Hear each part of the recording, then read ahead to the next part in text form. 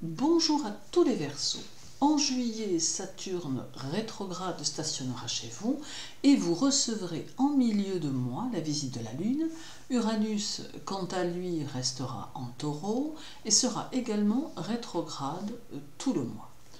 Saturne, dans votre signe en juillet, sera rétrograde et il va vous demander d'avoir une nouvelle approche de votre vie et de vos pensées et peut-être même d'envisager les choses en les prenant sous un autre angle. Il va vous conduire à la nécessité de ne plus vous baser sur votre propre façon de voir les choses afin de mieux appréhender toutes les perspectives nouvelles qui pourraient se présenter à vous.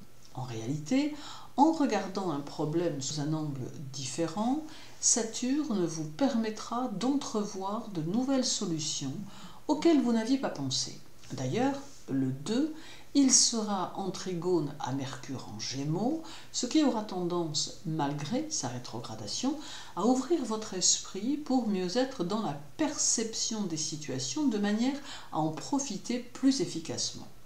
Ce trigone renforcera votre sens du commandement et votre aptitude à assumer des responsabilités et il amènera plus de méthode dans vos actions. Il favorisera vos activités et vous mènera vers le succès de vos entreprises.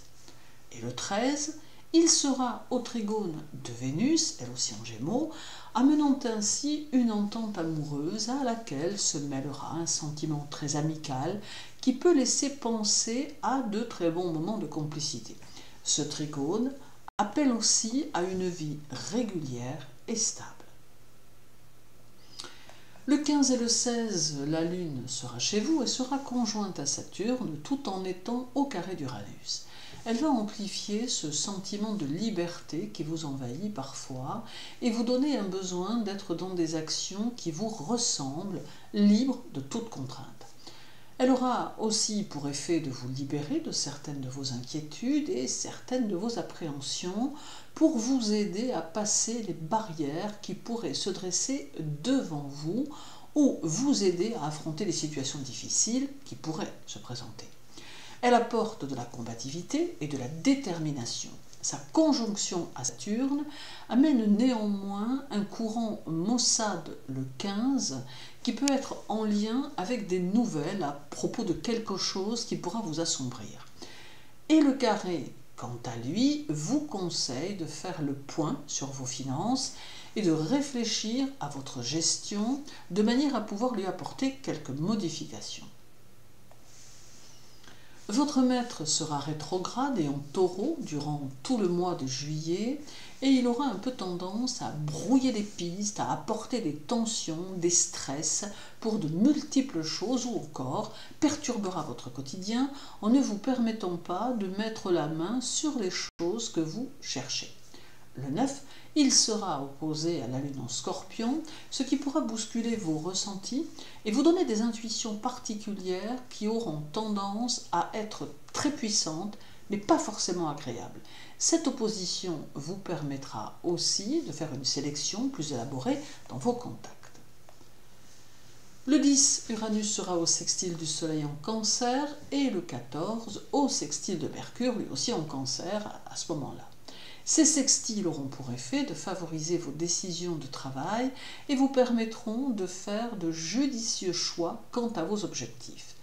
Ils montrent aussi l'importance que vous accordez au fait de vous sentir en harmonie avec ceux qui vous entourent pour pouvoir exercer votre travail en toute sérénité.